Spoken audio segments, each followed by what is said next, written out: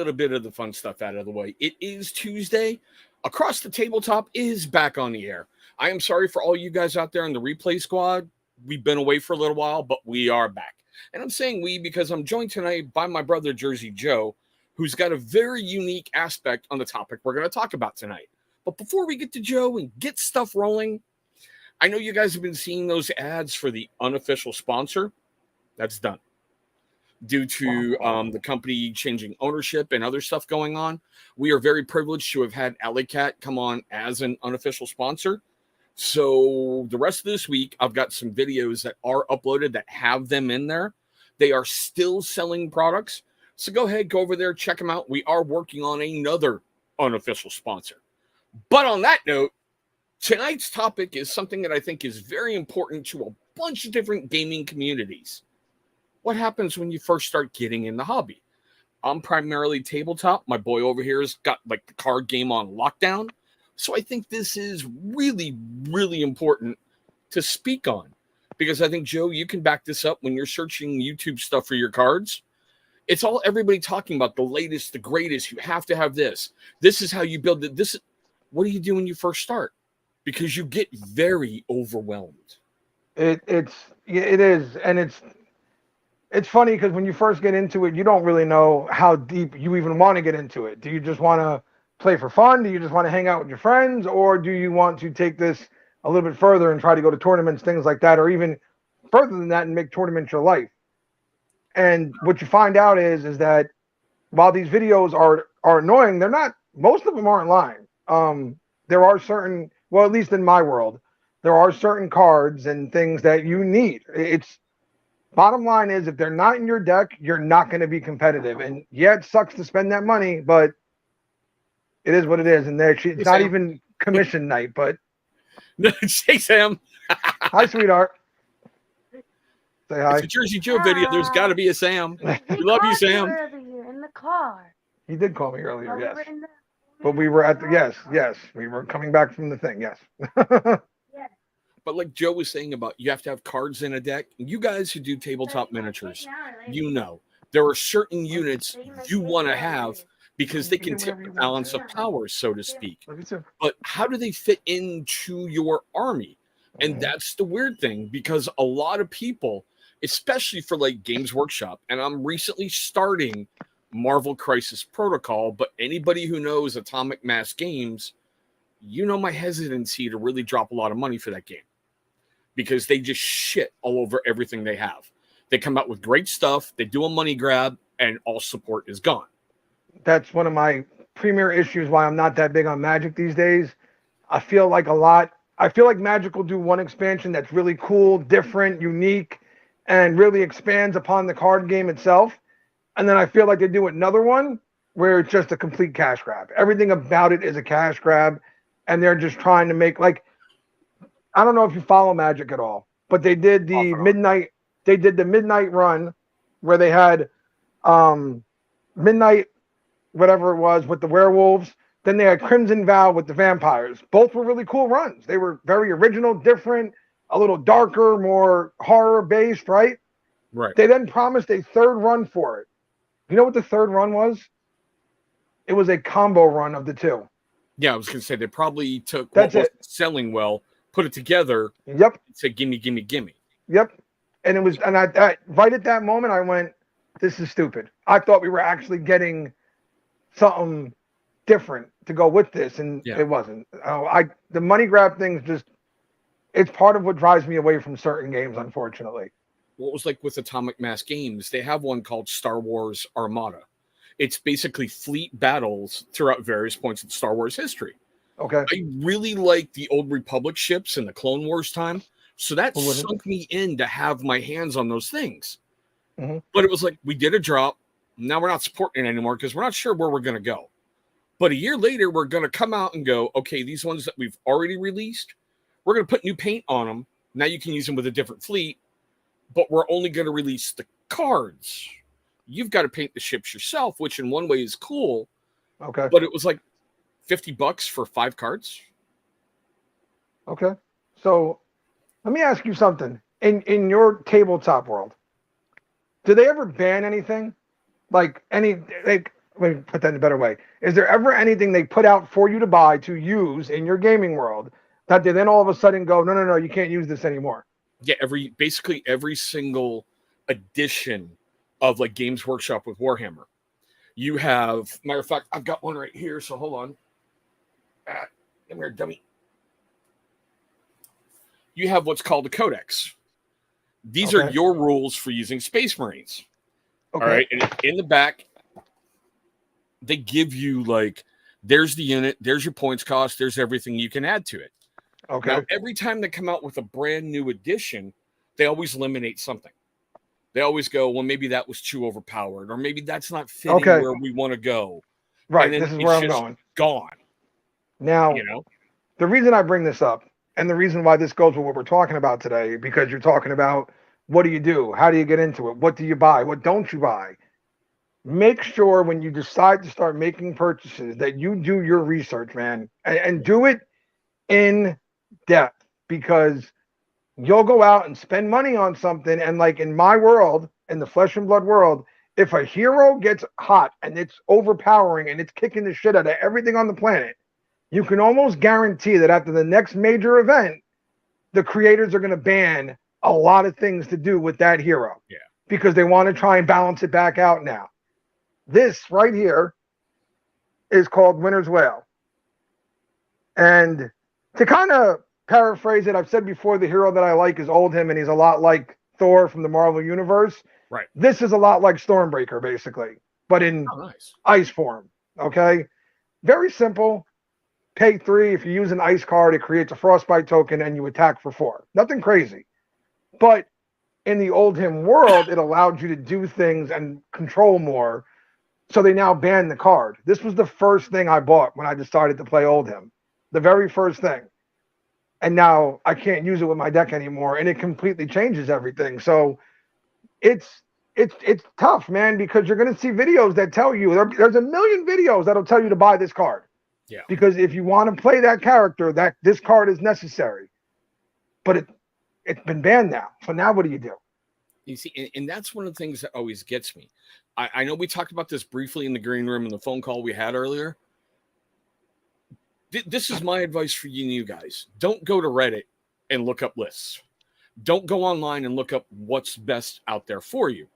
Because when someone puts a list online and goes like with my Space Marines, this is the latest, greatest, world-beating army. You're going to defeat everybody with it. There's somebody when you walk into that gaming store and you put your force on the tabletop, you're going to get tabled within 3 turns. Just boom, you're done. And then you're going to get frustrated and be like, I don't want to play no more. They're not bad places to search for ideas. Like, well, I think what Chris is more trying to say is don't look it up. And if somebody says on there, this is the perfect list, use this, to take that as gospel. Okay. Yeah. That could be somebody who's never won a game before in their friggin' life, just trying to make themselves feel better. But there are places, well, I should say in my world, there are places like Fab TCG, Fab Library, things like that, that actually keep track of the events, and it'll show you like, hey, this is Michael Hamilton, who's fucking monster, by the way. Fucker wins like everything under the sun. When you register for our events, for the big events at least, you have to register your deck. Right. And they'll then share that deck list. And you can go and look, and while you don't want it, well, at least I don't want to be the guy that just copies his deck list. It is worth looking at to go, what did he do? What did he run exactly? Yeah. Or what was he trying to accomplish that made it so effective? And then maybe I can get some ideas out of that. So looking for ideas that way, I think is cool, but you got to be careful what you're grabbing at, man, because, and also, like we just talked about, do they know what the ban list is? Is it updated with the ban list? You could be putting stuff into your army or your card deck, then going to an event and they go, oh, no, you're disqualified. You can't use that anymore. So, sorry, go ahead. I'm sorry. No, it's important, man, to not just take what you read on those sites like Reddit and stuff as gospel. Do your research and know what you're really getting yourself, because you're spending your money on this, man. Even if it's a hobby you love, you're still spending your money on it. So make sure it's what you want, not what you thought you wanted. And you see, and that also brings up a good point, but I'm going to circle back to that. Like with Conquest, the last argument of Kings that I've been doing, where they're bringing back tabletop fantasy wargaming, because Games Workshop had a stranglehold on it, And from Okay. what I understand, they got rid of it because they couldn't trademark orc, dwarf, dragon, griffin. They couldn't trademark it, so they scrapped the whole system. So the guys over at Parabellum, who developed a hell of a game, they have a great online community that updates everything. And you have your miniature, but you have a deck, like I talked to you about before, where basically if there's any rule changes, that card that's your command card, you've got a QR code. You just scan it and they pull up the latest rules right away. Okay. So you're always right on top. And they have an online army builder that you constantly can go in and go, I want to do 1,500 points.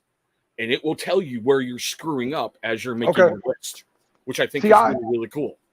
I think that, especially in like the card world, because look, man, as much as I'd love to tell people that I have all the time in the world to keep looking up things and stay up to date on the ban list, sometimes you miss one. Sometimes they put out an announcement and you didn't have time to see it. I think at these events, right next to where you sign in, there should be a ban list sitting there. There should be the list, should be sitting there and say, hey, just in case you missed it. Because again, I don't know about like, you know, the tabletop world, but in the card world, we have what we call the sideboard, where we have other cards that we might use if we think it'll play better against somebody else or something like that. So we usually have backups on hand, right? Right. So if we see, oh man, look, they just banned this whole set. I run that. I better let me take my stuff out real quick and put my sideboard in because I can't do that. I don't want to get disqualified. Yeah. Versus a guy just getting to the table, going to play, throws that card out, and then his opponent goes, he just played a banned card. I win. Get him out of here. Yeah. See, like for tabletop, now granted, the last tournament that I played in was 2 decades ago. So you were like 5. Yeah, you had sorry, go ahead. No, go ahead, boss. I'm sorry. I thought you were done. Go ahead. No, you had to submit your list ahead of time. Okay. And you knew you were going to play 3 people that day. So it was customary back then. Now, granted, things have really changed, and I'm getting back into that as well. You had to bring 3 copies of your list as well. So when you met your new player, you exchanged lists. So that way you could see, and there really wasn't any surprises. Because like I said, you could have the greatest force ever for tabletop, but it's all about the dice. If the dice aren't there for you, you're fucked. But I was telling you with us, it's the same thing. You can have the greatest deck built on the planet. It's all about the draw. Luck of the draw. You got to get those cards in your hand. You can have a deck that does amazing things, but if I've got 3 cards that swing for incredible amounts of damage and I get them out right away before you can do anything, you're going to be on defense the rest of the game now. And it changes everything. But what we have to do at these tournaments, and this is, I should say, let me correct this, at the big games, if you're going there just to compete in the side events, you don't got to worry about this shit. But at the bigger ones, you have to submit your deck list that morning. You have to have it. This is it. Okay. Then a judge comes over and checks it. He then marks off your deck like this is it. This is what he's allowed to have. It can't change now.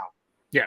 Lock you in. You know what I mean? Yeah. You're locked in. So then when you get to the table, they check it again at the table to make sure you didn't try nothing funny and all that good stuff. Now, where it gets tricky is sometimes you get somebody like me who, if I see, like if I'm playing you, right, let's say, and you throw down a card that I know is banned, but we're having a good game, I'm not that guy. I'm not that dude, right? I'm just going to kind of be like, I don't want to win like that. I'm going to keep playing. Even if he beats me, I'm going to keep playing. And so be it, you know? We've had that in tabletop as well, where maybe someone forgot to shoot something or do something, and they ask, and you have that option. Go, yeah, dude, go ahead. Or you can be a real dick and go, nope, sorry, you fucked up. Deal with it. We had that come up at a game at a tournament last time where the guy went to do something, right? And the way the card reads is, if you do this and then you deal damage, then you can draw 2 cards and deal 1 arcane and destroy something of mine, right? Right. So he did all these things right away, and I didn't hear the card all the way at first. So as he was doing it all, and it's like, oh yeah, I'm dealing 1 to this, that's dead. I went, hold on, time out. I'm like, I need to see the card, bro. And he got like kind of pissy with me about it, and then I had to raise my hand because now you don't want to talk to me. Judge comes over. He's making you be that guy. Yes. When you don't want to be that guy, and you're trying to have that great game back and forth. Right. The judge comes over, and I'm like, look, I'm pretty sure you just made an illegal move here, and I wasn't trying to go there. I was just trying to let me see the card, and we can correct it and keep playing. But he doesn't want to show me his card, which is weird because once you put it on the table, it's public knowledge. Okay. Even my banned card or my discarded list, all the cards I've played already. If you want to, if you're playing me, you can just say, hey, let me see those and start looking through them just to see what I've played already and if what I might have left. Nice. So it was really weird the way he was acting. And then the judge, of course, was like, you did do an illegal move. And because you didn't let him see the card and all this, you're now disqualified. And that's that. I don't want to. Who wants to win that way? That's not fun, you know? But, so okay. There's check the banned card list is my point here. Just check that banned card list, please. There's always those people. And I'm going to do a future video on this. It's tripping me out because the Las Vegas Open is like the biggest Games Workshop tournament on the planet. Okay. When you're going further in the tournament, they have cameras above your table looking down, watching. Good idea. There's other ideas that are put in now that were never there before. Like people are coming up with dice trays. Any roll you have has to be in the tray or it doesn't count. Because so many people were just whipping dice across the table and going, oh, look, all that hit. Yep. You know, and you're like, whoa, what were those rolls? Yep. You know, and it's weird watching a live tournament from the top, whereas like one of my favorite channels that I've talked to you about, Play on Tabletop, they have multiple angles during their videos, which is really cool to see that at. You probably get a lot of the people that do the quick drops by you too in your world. Yeah. They do it in my world to try and prove that they won and they get to go first, but they'll roll, drop the die, and then real quick snatch it up and go, I rolled an 8 or something like that. Like, just snatch it so you can't look at it real fast, trying to say they rolled something higher than whatever you just did. That's why I always wait. I don't care. We can sit here and wait for 10 hours, dude. Roll, because I'm not going first. Like, exactly. It's just weird, all those little things. But here's one that I've always found interesting. I feel that every army you put out there, now granted, I'm saying army from the tabletop side for you and your deck. I got you. All right. Everyone has a different feel to it. Like in Warhammer 40K and the Horus Heresy, I'm doing the Space Wolves chapter.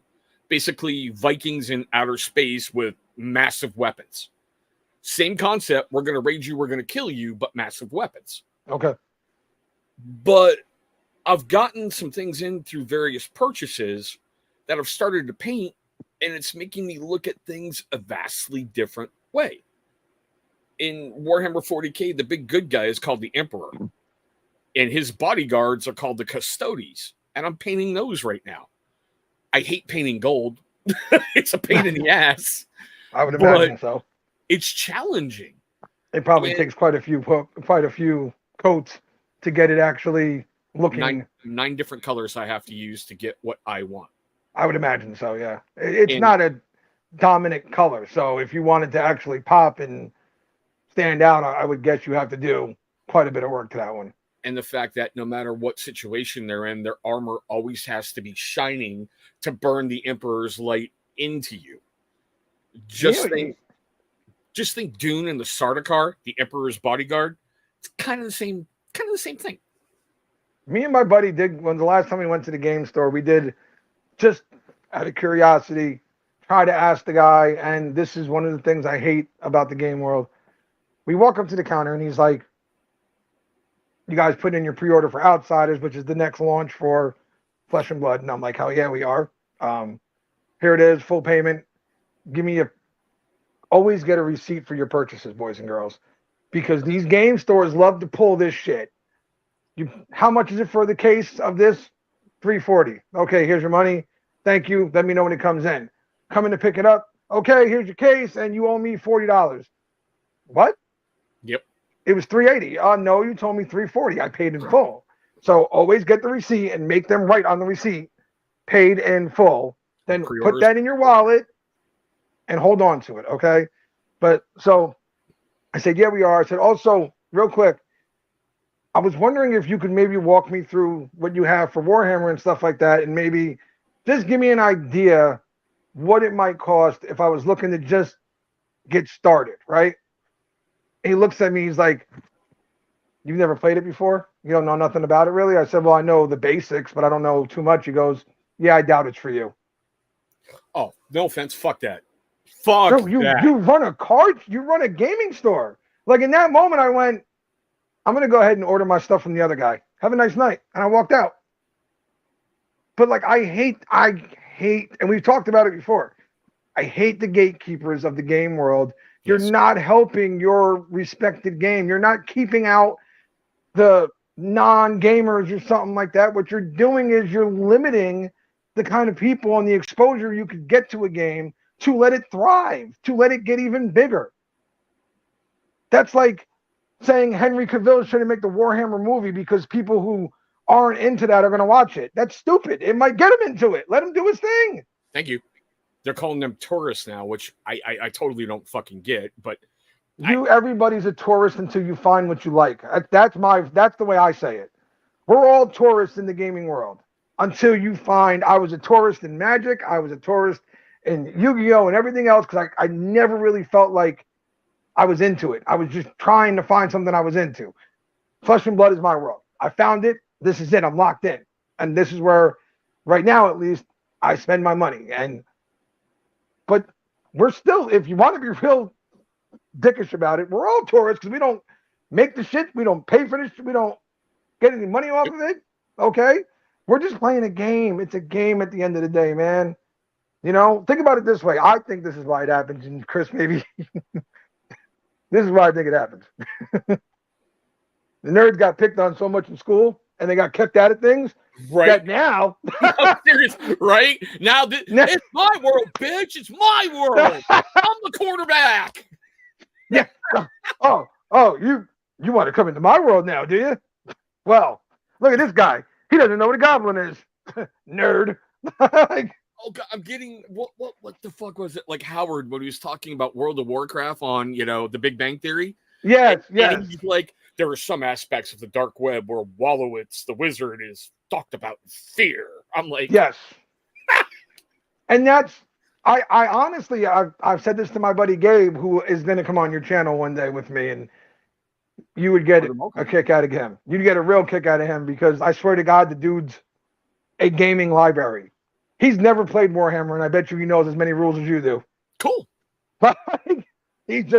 He's like a computer up here. Anything I ever need to know about the game I'm playing, I'm like, dude, am I allowed to do this? And I'll send him a picture. And I'm like, I'm looking at doing this. No, okay. Damn it, Gabe. Take all the fun out of things. But I honestly do. I've told him, I said, dude, I think it's these nerds have found their own world. And look, anybody who's in this world has been that kind of nerd, if you will. I was into the comics and stuff like that when I was in school, which was considered to be a fucking nerd. Like it wasn't a cool thing to be into back then. Now it is. Back then it was not. Right. I think as those things that were kind of taboo when we were younger that have now become cool and mainstream, the nerds are kind of getting offended. Like, oh, now it's cool. Now, after we got picked on for years and made fun of and all that, now it's okay to like these things. Sadly, that is true. No, but that's really true because if you think about it, I can remember thinking how cool I was when I had a Captain America t-shirt. And you go to grade school and you're getting the living shit beat out of you because that's just not cool to wear. No, man, no. I had a Stone Cold Steve Austin baseball jersey, okay? Because wrestling was taboo back then too. Yep. I thought it was the coolest effing thing in the world, dude. I thought it was as cool as shit. Monday morning, I threw my jeans on, my new boots, threw on my Stone Cold jersey, went to school the whole damn day. Oh, Joe, you're into that fake stuff, huh? You like wrestling? Wrestling? Never stopped. Never wore my Stone Cold jersey ever again because I didn't want to hear it anymore. I was like, it's not worth it. I got a headache. I can't listen to these idiots no more. Now, same thing. Wrestling is accepted. It's popular as anything else is at this point. Everywhere. So, I mean, seriously, it's everywhere. But here's a weird one for you. One of the things I see a lot of people do is they get into the meta, like they're reading a book and they sit and they go, oh shit, this guy is amazing. I have to get this character. Mm-hmm. And then you put it on the table and you get the holy shit beat out of you. And the meta So kills gaming, in my shaky. opinion. Fuck you. Okay? The meta kills gaming in a way that is hard to describe because it's always, the meta is needed. It's necessary because it does reveal to you where things are going. It does show you how things are. But the reason meta kills gaming is because of competitive gaming. I have nothing against competitive gaming. But no, there's once definitely a place for it. Once people read, like in my world, I've told you about this hero before, I believe Starvo, who got banned. Once people read that Starvo was running the meta at that point and was dominating everywhere, you couldn't go to a tournament unless you had a Starvo deck because that's what everybody else had, and he was virtually unbeatable. And it was ridiculous. And by the time the creators caught up to this and tried to slow him down, he was already a living legend and gone. Done. He was like, never seen anything like it before, dude. He literally lasted about 3 months. Well, like in these books by Games Workshop, it's called The Siege of Terra, which is like the ultimate finale to the Horus Heresy. Okay. One of the Space Marine, basically, they're gods. That's about the only way I can put it. They're boss people. He took out 3 Titans in a single drop with a spear. Now, Titans are these big, huge walking city death machines. They can turn the tide of a planetary conflict by themselves. He shows up and drops 3 of them like that, and then turns and looks at the remaining 3 and go, you want to leave now? Or are we going to continue this? My first thought reading that was, holy fuck, that was great writing. And then my next thought was, well, let me look at the points costs in the book and see if that's even, you know. Yeah. It's listen, one of the things I always recommend to people now, I wish somebody would have recommended it to me, honestly, because I probably would have saved myself some money and things like that in the beginning. Look up local conventions and things like that in your area. Oh, I guarantee you there's a gaming convention or something like that coming. Go to one. If they're having tournaments, it's fine. Just go. You don't got to compete. Just go. Hang out and walk around. Watch people play the game. Go look at the tables because what you see there are going to be the best prices you're going to see anywhere else because they want to sell whatever product they brought with them. So they're going to have it as low as they can while they're still making money off of it. Look around. Get a feel for everything and really see if it's something you want to get into. Like the game he plays is a dedicated craft. I don't care what anybody tells you.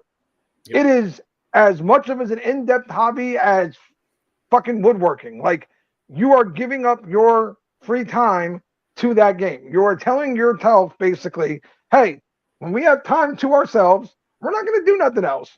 Okay? Pornhub is off the list for now. We're going to go. There's always time for Pornhub. There's always time for Pornhub. No. We're gonna go work on the miniatures. We're gonna make our army better, and this is what we're gonna do. And you're also saying that if I have some extra money this week, I'm gonna go and make my stuff better. Oh, dude, that's what you're saying. The gaming store loves it. When I've been walking in recently, no lie, the last purchase I made there, the owner got me a box and loaded my car for me with my own purchases. Hey, listen, I always say this: if you can. Say that one more time. If you can, and if they deserve it, that's another big part of this. It sounds like he's got one of the good ones, which is awesome. If you get a game store and it's a good place and they are worthy of your money, it is worth it. Even if they charge $5 more or something like that than it's going for online, it's worth it to support a small business. Yep. It just is. So, but if they're dicks, go in there, let them know exactly what you want to buy, then walk out and go order it online. Yep, I will say it for the record, and I even did a video on my local gaming store. The way they treated my daughter, the cuteness factor, spoke volumes to me. Yeah. The girl behind the counter brought out her miniatures. She let, the cuteness factor hold them. Brianna asked some questions about them, and they were answering her like she was about to enter a game. And I'm like, holy fuck, this is what gaming stores are supposed to be. Do they have everything I want? No, because I'm in a small ass fucking town. Of But I course. go there first to look for it. We used to go to Paradox Comics in North Arlington, New Jersey. More of a comic shop than anything else. Toys as well. They don't have a lot of the card game things like that, but they had like the big ones. So Pokemon, Magic, Yu-Gi-Oh, right? Sam was much younger at this point, and she still used to come up there with me though. I go in, get my weekly comics, whatever, get stuff out of my box, all that. Every damn time we walked in that place, the woman who worked there would come out from behind the counter, go, "Can I steal her? Go ahead." And take Sam over by the Pokemon cards. "Which one do you want? Pick one." And Sam would grab a pack of cards and she'd send, "Daddy's not paying for that. That's on us." And they'd send Sam home with the cards. Like places like those, they want to be part of the community. You know what I mean? And they're worth gold. They're worth spending the money on, and they're worth keeping around because they're few and far between nowadays, man. Most of the places out there are just about the money nowadays. And I'm not saying that it's a bad thing. I'm just saying I want to go somewhere where I know I'm appreciated a little bit because, again, any of these hobbies you get into, you're going to spend. Like you're going to spend if you want to be good. So And I want to at least know you appreciate me spending the money. Yeah, he's not lying about if you get into Games Workshop. I'm going to tell you honestly, we call it plastic crack. All right. When you buy a box set, you've got to trim it from the sprues. You've got to assemble it. You've got to prime it. If you want to paint your army, you got to paint your army. And don't pay attention to the angry white woman behind me. She's not there. You know, I'm waiting for you to get hit by something. Probably. That's why I'm glad the camera's facing that way so I can watch. But you've got to assemble this and do everything. And I'll be honest, I usually limit myself to 2 hours a day simply because I have been blessed to do what I do for a living right now.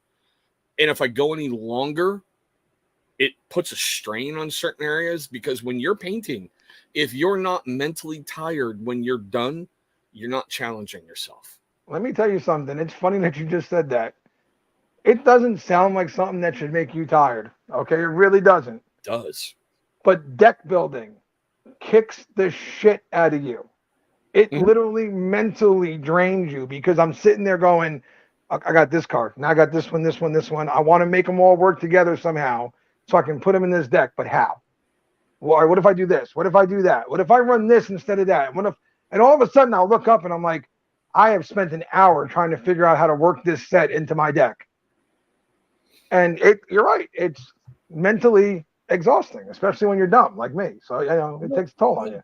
Just like talking with you. One of the things I love about Games Workshop. Talking with me is exhausting. I agree. God damn it. Yeah, I can back him up on that 100%. I really can. I have told Joe before when I'm having a bad day, I just call him to feel better about my life. Everybody should. I promise you. The curse never misses. It'll always find its spot. But like with GW, they put photos on the front of their boxes, the fully studio painted miniatures. So you can paint your miniatures however you want, but I'm trying to recreate certain things from the studio. And yeah, it's like, okay, I started with this. Now I'm going here. What's the next color I should use? Maybe I should do a little lighter. You're figuring out your paint scheme. And oh my God. Yeah, you're 2 good. minutes. Bro. You're good. And Shaky, man, I'm sorry that happened to you. That is fucked up because, like, in this world, there should always be room for stuff and there should always be things that are welcoming.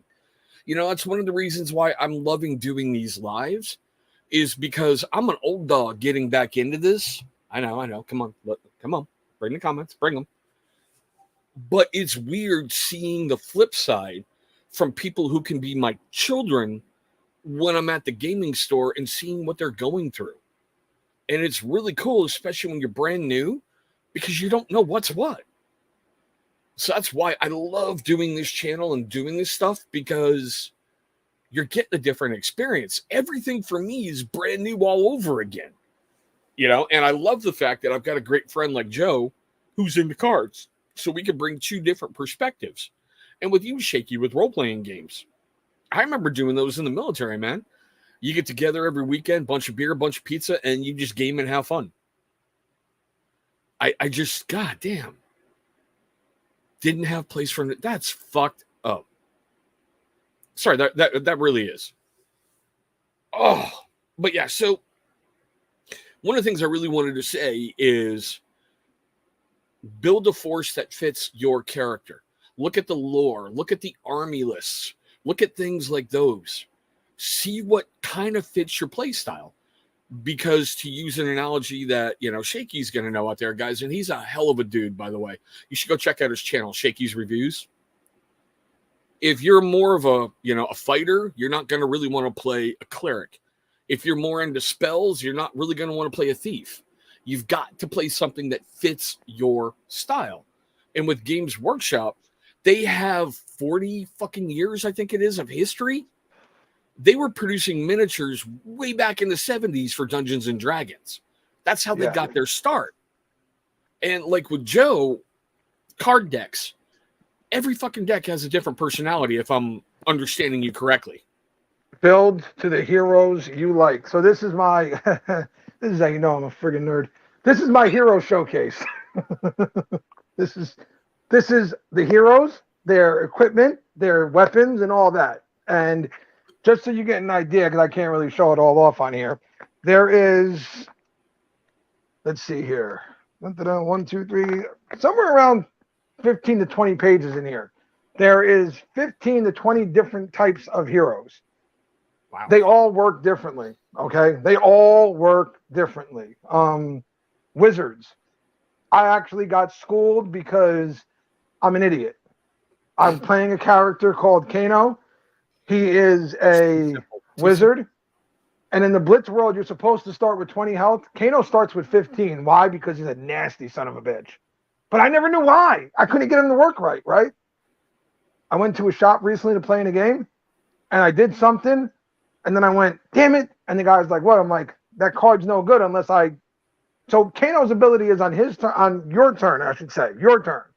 I can pay 3, and as an instant, pull a card, banish it, and then play it as an instant on your turn against you. Oh, nice. So I pulled the card I couldn't use, though, because it said it would beef up my attack. I didn't have attack, though, right? So I was like, this sucks.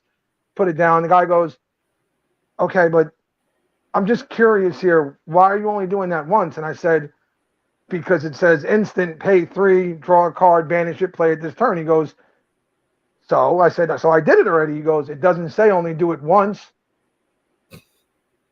And I went, no. I can do that more than once. He goes, you can do that 4 fucking times in the turn if you got enough pitch to do it. I went, no effing way. And all of a sudden, everything changes, and I kicked the shit out of everybody that night. And I went, this is what he's supposed to do. Joe had his Homer Simpson moment right there, then was like, all right. But it's because wizards are kind of alien to me because they do everything on your opponent's turn. They don't do anything on my turn, really. On my turn, I'm just setting things up and getting ready for you to go.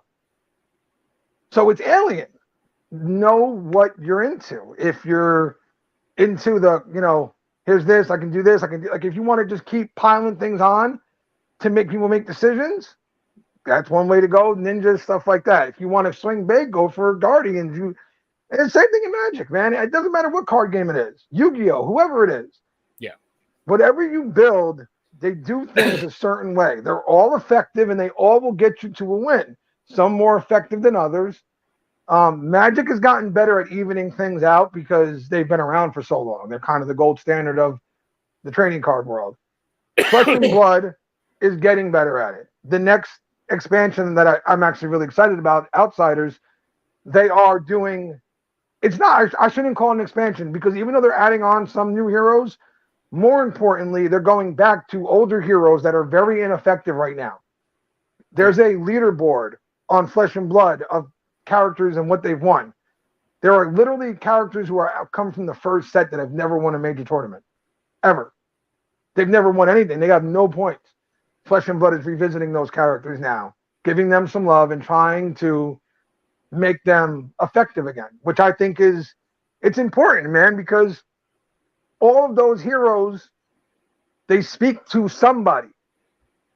They have their own backstories, dude. Right. Like, they have their own lore, mythology, everything, Well, like some people are really into that kind of stuff, man. So, and I'm sure same thing with you and your miniatures, right? They always revisit point costs because whenever they come out with, say, a new faction, it's always everybody flocks to it because it's getting the brand new miniatures, it's getting the latest, greatest, whatever, and they normally beat the fuck out of everyone for a month or two until Games Workshop turns around and goes, all right, we need to put a break on this right now.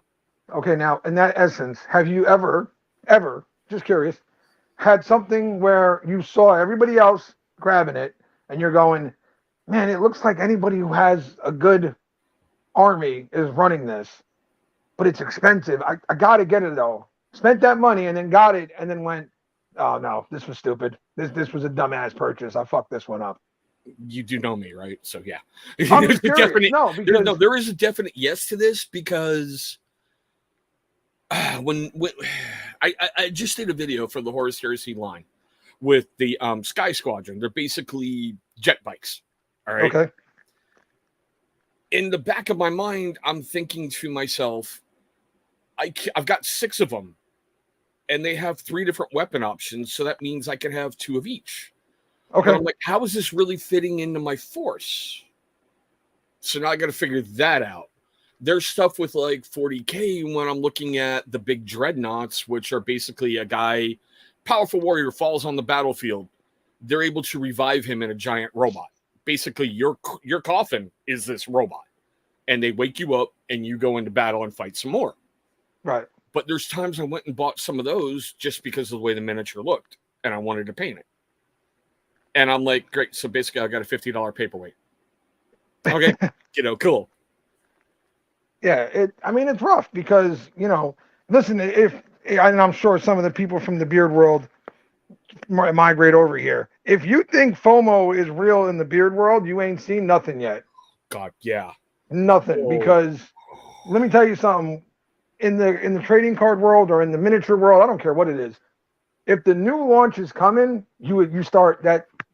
You're like, I got to get my order in. I got to make sure I have it. I don't want to fall behind.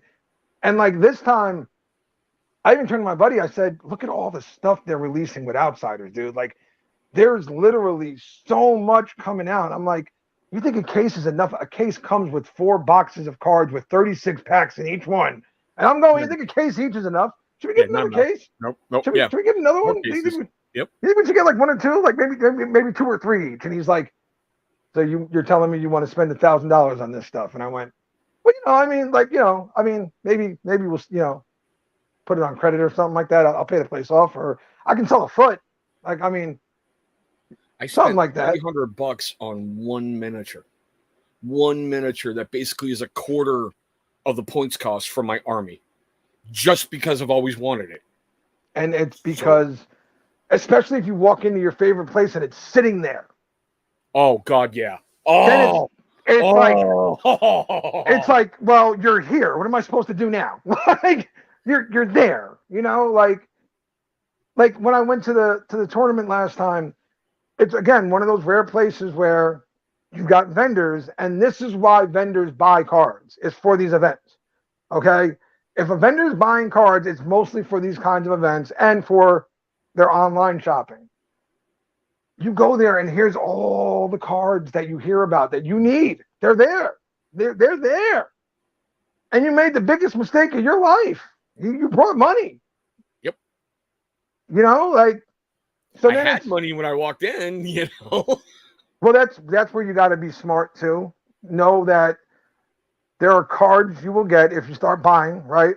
There are cards you will get that are money cards. But they're money cards for, I don't know if you have this kind of stuff, for dumb reasons. They're money cards because they're limited, not because they're good. There's cards that they make that are only 10 in a whole set, but they do nothing. They're just tokens, right? So you get 100 tokens in your box. This one token is a little bit different, so it's selling for $100 online. I don't care. Why would I not sell that token? It's the same as the rest of them. Oh, I can't really get it focused too much, but there's a great example. That miniature was the cover artwork for Space Marine Codex, and this was a limited run. There was only released 1 month out of the year. Once they're gone, they're gone. I will never field that force. I don't play Black Templars. I just bought it because I wanted to paint the effing thing. There you go. And it's real. Look, I was just telling you about the hero that is banned because he was too friggin' good, right? Well, we all knew he was getting banned. We knew it was coming. We knew what was going to happen. He was kicking ass, taking names, and maybe 2 days before he got banned, I spent $50 to get his card, just because I wanted it. And I'm like, I'm gonna make a deck. I'm gonna get him out there. And my boy's like, no, you're not. He's gonna be banned in 2 days. If that, there's a major next week. He's gonna be done. No, I'm gonna get a deck out there. He got banned right away. The card does nothing now. It just looks pretty in my binder. That's it.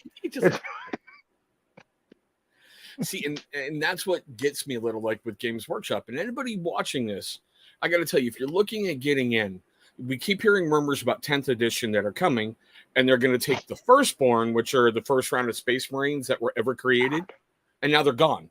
And they're going to go strictly with Primaris, which are, it's like if you take a big linebacker and make him bigger, badder, and stronger. That's like the Primaris Marines. And it's going to go all to them. But I'm going to tell you guys, if you see a miniature you like a box set, get it, collect it, have fun painting it. Because this hobby is about having fun. If you're not having fun, I'm going to tell you this right now, and I've done it on a game table. I've said it publicly before. If you're playing that kind of an arrogant asshole that is a rules lawyer and beating you down and screaming at you, walk away. Listen, you couldn't be more. But first of all, number one thing, one of the easiest ways to really get into it is to find out what your friends, if your friends are into something, find out what they're into. My buddy was literally my Sherpa through the TCG world, right? Tried to get me into Magic, didn't click. And then all of a sudden he's like, there's this new game I want to try. What do you think? And I went, well, it can't be any worse than Magic. And we tried it together and it clicked. And boom, we're off to the races. Like, here we go. And it was me and him. Then a couple of his other friends came around. And now Tuesdays and Fridays, usually, it's always me and him. Sometimes we get a couple other guys that come around to play too. We go to the tournaments. If we get into the ranked games, cool. If not, we like to play the side games even more because most of the time, those are just local players who want to come out and have some games. That's it. Yeah. But it's for always. Listen, you can win cool stuff, but it's for fun. It's for fun. And if you find yourself stressing, not having fun with it anymore, you need to reassess it. Because if you're not going to make a living off of it, because I'm sure those guys get stressed. Why not? Everybody else gets stressed out making their living, so why wouldn't they, right? Yeah. But if you're just trying to do this to have some fun, and all of a sudden you find yourself getting mad and pulling your hair and go, stop, reassess things, and remember why you got into it. I got into this to have fun. So if I lose, I look at the guy across from me and I go, man, thank you for a badass game, bro. That's an awesome deck. That was awesome, dude. And I'll even look around the room real quick. I'll go, hey, they're all still playing this round. You want to go again? I don't care if you kick my ass again. Let's just play again while we're waiting. Dude, I got into tabletop miniature gaming with BattleTech way back when. Right. You had little cardboard pieces on little plastic pegs. Yeah. Then some friends of mine were like, no, today we're going to try Games Workshop. Okay. And I got hooked on the lore. I got hooked on the background. I got hooked on humanity expanded out everywhere from Earth, and all these things happened. And But did you get into the Ultimate Game Store old game? Where one? True wits were matched and true skill was put on display as you grabbed your slammer and threw it towards the ground. I never ever got to Pogs. Nope. Pogs flip over. It took real talent to take that slammer and throw it at the Pogs. And the only reason I'm saying that is because I won 6 tournaments doing that. So, I was damn good at Pogs, man. And when it fell out of style, I got really upset. Okay. I'm going to break this down real easy for all you guys, and he's going to laugh his ass off here in a moment. An angry Italian does good at a game where he gets to slam things on the ground. Is anybody shocked he wins? Anybody? For me. Perfect game for Joe.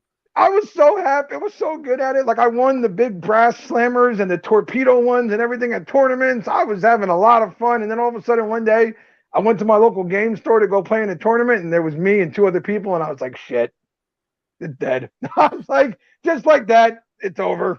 Well, that was fun. But guys, we are approaching the hour mark and I love to keep it that way. I want to seriously leave you kind of with this final thought. When you start, you're going to get your ass kicked. No matter what you do, you're going to get your ass kicked. Yeah. What? Start small if you're doing tabletop wargaming. I really suggest Games Workshop has these things called combat patrols. You're going to get a character figure. You're usually going to get a squad, maybe two, and you're usually going to get a vehicle or some big robot that you can throw on the tabletop. Start there. Start to see, hey, I looked up like the Chaos Space Marines. I looked up the Necrons. I looked up the Eldari. Start there and build from there because experience will teach you a lot. You'll figure out your play style. Do you want to get close combat? Do you want to be shooty? Do you want to just bomb the fuck out of everyone and hope to God, when they get to your line, you've got the Imperial Guard lined up for first rank nail, second rank fire. You do all that crap. Find your play style. You're gonna get tabled. You're gonna lose. Get ready for it. And know who you're playing with, if you will. Because I'm telling you right now, if it wasn't for my buddy, I don't think I would have made it as far as I did. Because even though he was new to Flesh and Blood as well as I was, he wasn't new to the trading card world. So He knew how to play games. He just didn't know how to play this one immediately, or the rules for this one, I should say. But he had looked it all up. He had a base idea. And very quickly, even though we were both novices at the game, he was kicking my ass real quick because he picked it up a lot faster and knew exactly what to do. But he wasn't like, I just won again. You suck. He was like, bro, you did good. You did this. Look, you did that. You played that better. You were doing this right. Like, do this next time and try that. And you know what? Try this hero because I think it'll work better for you and the way you see things. Having the right person that you kind of hang out with and can teach you the ways of that particular game, it can make a world of difference, man, because the wrong person will have you feeling like shit every time he beats you and you won't want to go back and ever try again. No lie. No matter where you are, no matter what tournament you enter, no matter what town you're in, country you're in, whatever you're in, every gaming store, every gaming convention always has that guy. Always. You can't get away from it. You just can't. It's like herpes in a Fort Bragg barracks. You can't get away from it. And it's always amazing who it is. It's not the guy who you would think it would be that's won tournament after tournament after tournament and has every reason to really be a cocky, arrogant asshole. I played one of those at the last thing. When he beat me, actually, I was like, damn, man, I didn't really do anything, right? And he goes, you didn't do anything. He goes, do you know who I am? And I went, no. I'm Richard Islin. I said, number 2 ranked in the world, Richard? He goes, yeah, dude, you took me down to 13 health. That's the lowest I've ever been. You did plenty. Like he was making sure I knew that, yeah, okay, he kicked my ass, but I did it. I hung in there. I showed. You get somebody like one of those guys he was just talking to you about, they're not going to do anything to reinforce. They're not going to try and make you feel better. They're going to look at you and go, you know what? You shouldn't have been at this tournament. Get off the table. Yep. You suck. Get out of this. They're going to do that to you. If you're not like the traditional nerd in that moment, just remind him that you could drag his ass outside and kick the shit out of him if you wanted to. Works for me. Yeah, I wonder why. The big Sasquatch looking motherfucker inside the gaming world. Oh my God. But guys, I want to thank all of you for watching this weird one. I'm glad Jersey Joe could join us tonight. You've got an open invite, bro, anytime you want to come on, because you provide a different aspect, which I really love for this. I almost feel like we're covering both sides when we do the show, Pretty cool. I like doing this. And like I told you, a lot of the nights I'm having my game night and stuff, but if I'm not, I'll be here if you want me here. And like I said, my buddy would love to come on too. So bring him on. I don't care. Bring him on. Sure. More the merrier. More people talking about it. Fuck yeah. But guys, we do have videos scheduled for this week. I am trying to work on a lot of stuff. Like I said, I kind of hurt some momentum with some lives by having to take some time off, but it's for the better. Trust me, it's for the better. You're really going to love this series Across the Tabletop because it's going to cover a lot of things. Maybe one day I'll actually be able to get outside my real comfort zone and actually do a painting video for you because I'm getting a lot better than I've ever been. It's kind of scary when I look at some miniatures now and I go, where the fuck were you 20 years ago?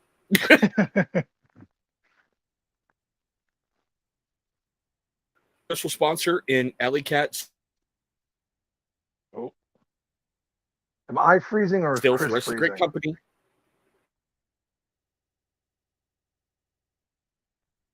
No, you're back. Am I freezing?